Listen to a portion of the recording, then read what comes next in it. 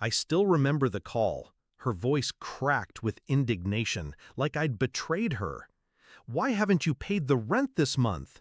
I froze, then laughed, not out of humor, out of disbelief, because the apartment she was talking about wasn't mine anymore. It was my brother's, the same brother who swooped in with his wife the moment I walked out.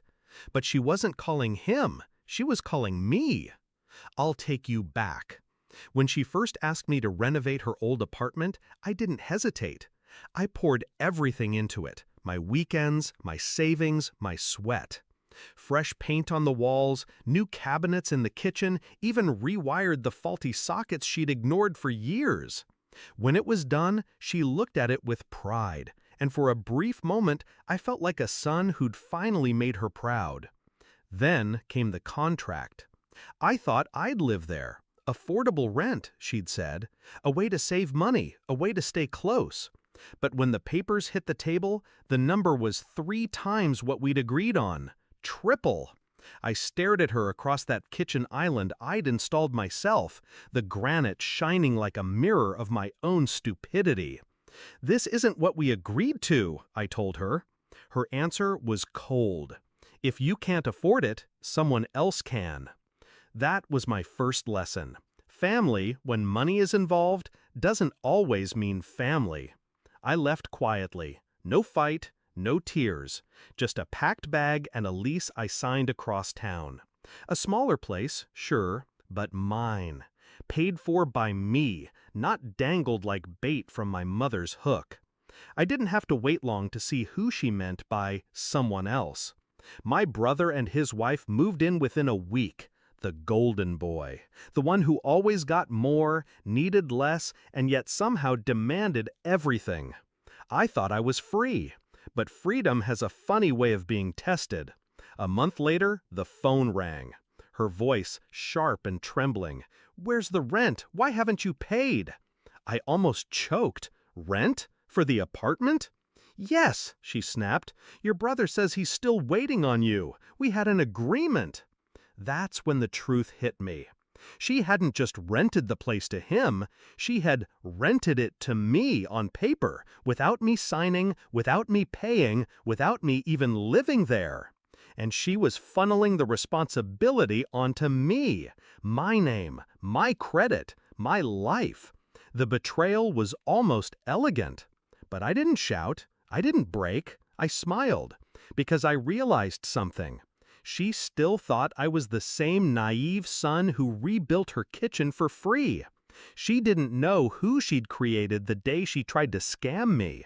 So I made my move. I asked her, calmly, to send me the agreement. The papers she claimed bound me. Within an hour, they arrived in my inbox.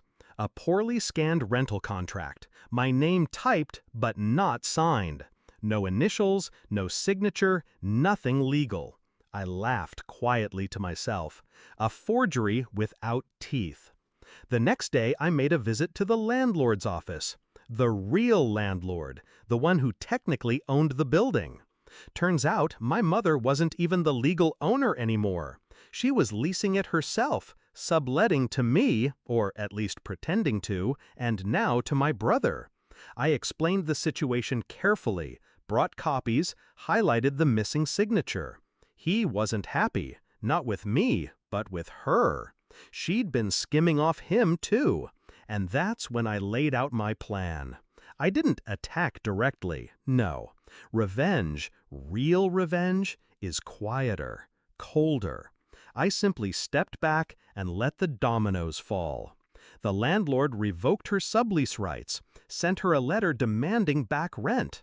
Suddenly, she owed thousands she thought she could squeeze from me.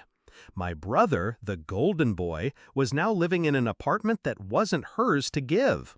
Within weeks, eviction papers followed. And then came the call I'll never forget. Her voice was broken this time, ragged from crying. "They're throwing us out! Your brother has nowhere to go! What did you do?" I said nothing for a long moment. Let her sit in the silence she'd built for herself. Then I answered with the same words she once gave me. "If you can't afford it, someone else can. The fallout was everything I imagined. My brother blamed her, she blamed me, the wife blamed everyone. They turned on each other like rats trapped in a flooding cellar. And me? I stayed in my small apartment, paid in full, no strings, no lies. Funny, isn't it?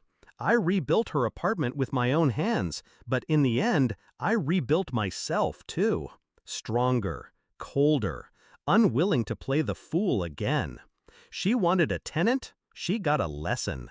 And now when I hear her name flash across my phone, I let it ring. Because some debts, once settled, don't need revisiting. Justice doesn't always roar. Sometimes it whispers. And when it does, it sounds like silence on the other end of the line.